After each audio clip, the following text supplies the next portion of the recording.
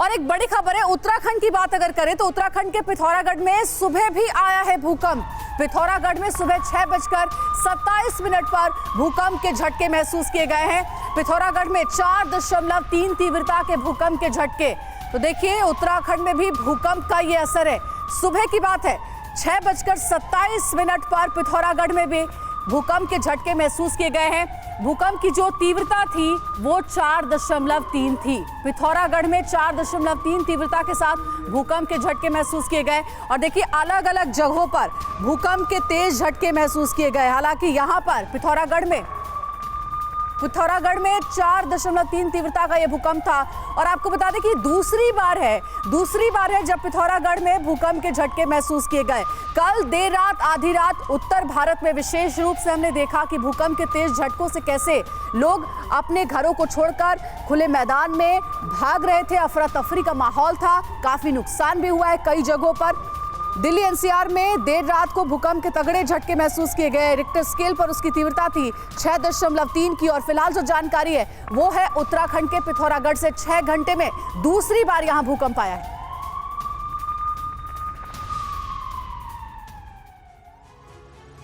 और अब आपको भूकंप से जुड़ी कुछ डिटेल इंफॉर्मेशन देते हैं। भूकंप का एपिसेंटर क्या था? वो था उत्तराखंड और नेपाल बॉर्डर। कालूखेती नेपाल था एपिसेंटर और इसकी तीव्रता 6.3 की थी। कहां इसका असर हुआ है भूकंप की वजह से, ये भी जानिए।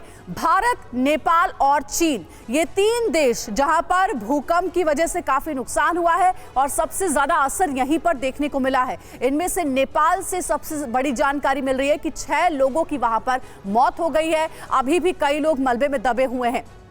एक और बड़ी खबर भूकंप से जुड़ी आ रही है, उसके लिए चलते हैं करुणा के पास। बिल्कुल अंजलि, और ये बड़ी खबर आपको बता दें उत्तराखंड से। उत्तराखंड सबसे ज्यादा असर देखने को मिला है। लगभग पूरे उत्तराखंड में 1 मिनट तक कांपी है धरती। काशीपुर, उधम सिंह नगर में डराने वाली तस्वीरें सामने आई है। भूकंप की दहशत से रात भर लोग घर से बाहर रहे। पहाड़ी इलाका होने की वजह से और पहले सेस्मिक जोन की अगर बात करें तो 4 और 5 में आने की वजह से उत्तराखंड में हमेशा भूकंप का बड़ा खतरा बना रहता है। और ऐसे में जैसे भूकंप के झटके महसूस हुए, लोग डर से बाहर आए। ये तस्वीर हम आपको दिखा रहे हैं उधम सिंह नगर की, जहां पर 1 मिनट से ज्यादा वक्त तक धरती कांपी है। सीसीटीवी फुटेज में जो कैप्चर हुई है दहशत, वो देखिए आपके सामने। कंपन आप साफ देख सकते हैं। और पिथौरागढ़ से तो एक और बड़ी, ये जो खबर अभी आपको अंजलि बता रही थी कि 6 घंटे के भीतर, ये रात की तस्वीर, जब रात को मिडनाइट टेरर देखने को मिला, भूकंप के झटके आए और इसके 6 घंटे के बाद पिथौरागढ़ में 4.3 की तीव्रता का दूसरा भूकंप आया है। तो अब सवाल यह है कि क्या जो इससे पहले भूकंप आया ये उसके आफ्टर शॉक्स का हिस्सा है या फिर एक्सपर्ट्स की तरफ से, लोगों की तरफ से इस बात को लेकर दहशत है, आशंका है कि क्या ये वो शॉक्स हैं जो कि किसी बड़े भूकंप से पहले आते हैं। इस बात को लेकर, क्योंकि नेपाल की बात करें तो इससे पहले भी 3 झटके महसूस किए गए थे, जिसके बाद रात को झटका महसूस किया गया 2:12 पर। और ये देखिए अब इसके बाद उत्तराखंड के ही काशीपुर की तस्वीर हम आपको दिखा रहे हैं, जहां पर एक दफ्तर के अंदर ये सीसीटीवी कैमरा था।